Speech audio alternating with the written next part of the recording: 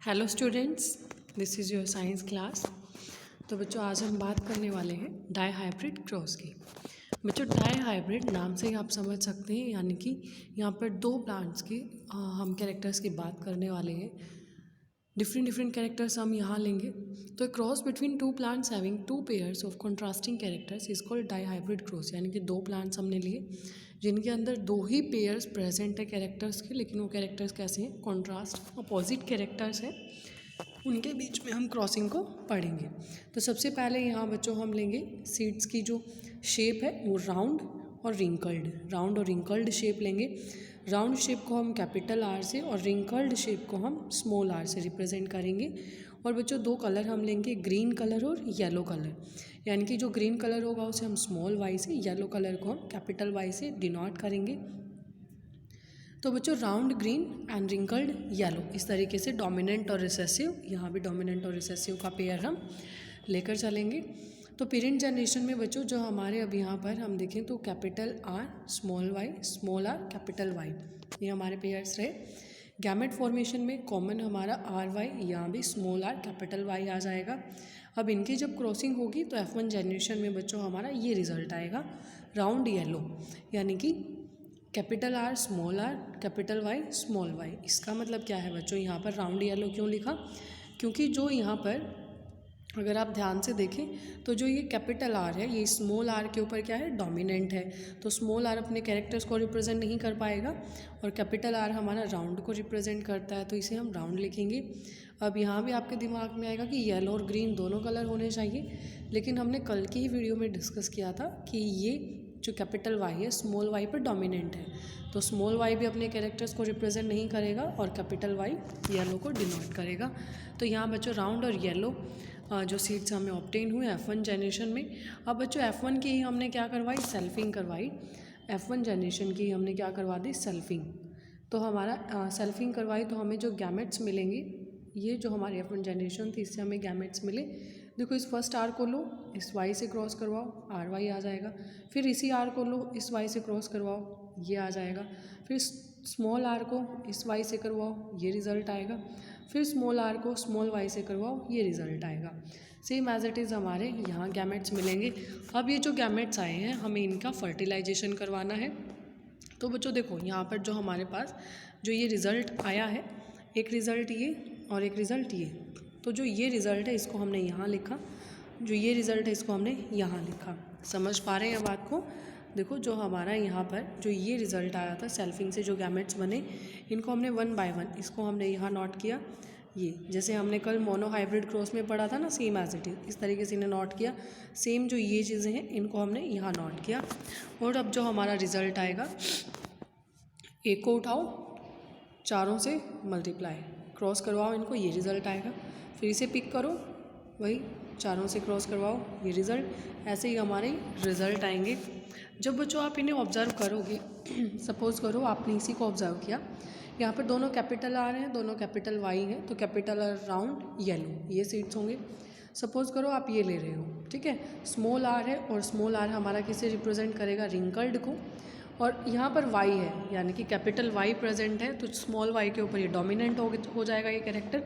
तो capital Y हमारा yellow को, यानी कि रिंकल्ड येलो। ऐसे ऐसे बच्चों पेयर हमें 3 मिलेंगे, ऐसे राउंड ग्रीन के 3, राउंड येलो 9, रिंकल्ड ग्रीन 1।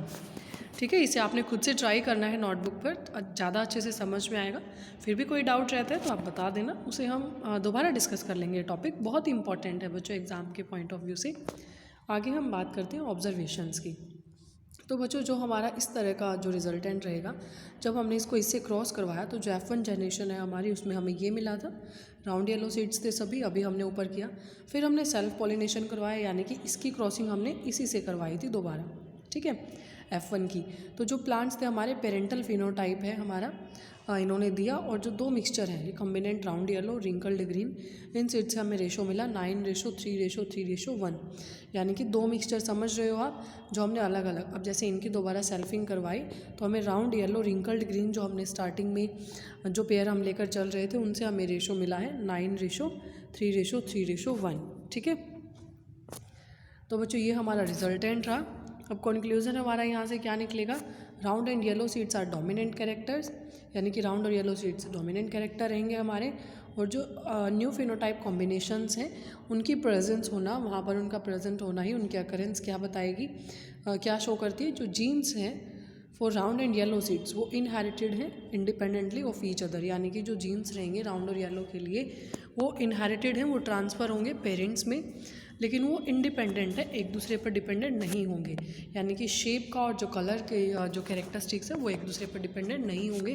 तो बच्चों ये जो हमारे मेंडल के लॉ है उनका भी एक लॉ है, लॉ ऑफ इंडिपेंडेंट असॉर्टमेंट, आगे हम डिस्कस भी करेंगे। तो ये लॉ हमारा यहाँ से क्लियर हो जाता है। अच्छा, एक चीज़ आपने नोट करनी है बच्चों, यहाँ तो आपका दिया हुआ है फिनोटिपिक रेशो। क्या है ये? फिनोटाइप, ओके, फिनोटिपिक रेशो है। फिनोटिपिक रेशो तो बच्चों ये समझ आ गया हमें। अब कल मैंने जब आपको मोनोहाइब्रिड क्रॉस करवाए तो वहाँ जीनोटाइप भी आपको समझाया था, ठीक है। तो आपके लिए क्वेश्चन है, आपने खुद से इस डाईहाइब्रिड क्रॉस का जीनोटाइप लिखना है। आप उसे कमेंट में भी आंसर कर सकते हैं, या आप उसे मतलब रिप्लाई करना है आपने अपनी नोटबुक में भी ज़रूर आंसर करना बच्चों। अगर आपसे नहीं फाइंड आउट होते तो आप बताना, हम उसे डिस्कस करेंगे। अदरवाइज़ अगर आपने कल का जो लेक्चर है अच्छे से समझा होगा, देखा होगा, तो आप जीनोटाइप भी फाइंड कर लेंगे, ठीक है। इसका जीनोटाइप निकालना है, यानी कि कितने ऐसे स्पीशीज़ हैं, कितने ऐसे कॉम्बिनेशंस हैं जिनमें इस तरह का कॉम्बिनेशन है, कितने ऐसे जिनमें ये कॉम्बिनेशन है, कितनों में ये कॉम्बिनेशन है, ओके। तो आपने टोटल जीनोटाइप भी फाइंड आउट करना है जेनेटिक बेसिस पर। उसके बाद है बच्चों हमारा how do these traits get expressed, कि इस जो ये ट्रेट्स हैं कैसे एक्सप्रेस होंगी। पहले बच्चों सेलुलर डीएनए एक्सप्रेस होगा, इन्फॉर्मेशन सोर्स है। यहाँ से ये जो इन्फॉर्मेशन हमारी फॉर सिंथेसिस ऑफ प्रोटीन्स या फिर एंजाइम्स के सिंथेसिस के लिए यूज़ होगी। वर्क्स एफिशिएंटली मोर हार्मोन, यानी कि जो हार्मोन्स हैं वो और भी अच्छे से काम करेंगे। अब प्रोड्यूस टॉलनेस ऑफ प्लांट, अब ये टॉलनेस है जो प्लांट की, इसे प्रोड्यूस करेंगे। यानी कि सिंपली हमें समझना है भी जो जीन्स हैं वही कैरेक्टरिस्टिक्स को या ट्रेट्स को कंट्रोल करते हैं।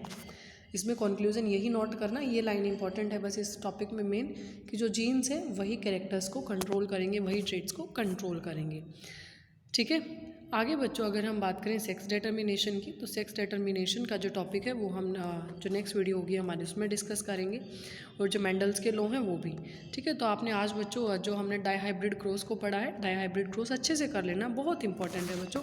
देखो हमारा जो मेन कंसेप्ट है इस चैप्टर के अंदर हेरिडिटी एंड वेरिएशन में, बिल्कुल वर्बली अगर हम monohybrid cross, dihybrid cross, sex determination, Mendel's law, ये हमारे कंसेप्ट रहते हैं। तो आज हमने डाईहाइब्रिड क्रॉस किया, इससे पहले के लेक्चर्स को भी बच्चों ज़रूर करना, उनमें मोनोहाइब्रिड क्रॉस हमने डिस्कस किया था।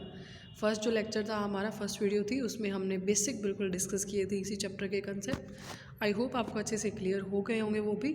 और ये आपने खुद से नोटबुक पर देखो, जब तक नहीं करोगे तब तक ट्राई करने का कोई फ़ायदा नहीं है इन क्रॉसेस को, सिर्फ देखने से और सुनने से नहीं, आपने खुद से ट्राई करना है साथ साथ, ठीक है। अपने नोटबुक में नोट डाउन करते जाना, बहुत अच्छे से कंसेप्ट क्लियर हो जाएगा, और एग्ज़ाम के पॉइंट ऑफ व्यू से भी बच्चे बहुत इंपॉर्टेंट है, ओके।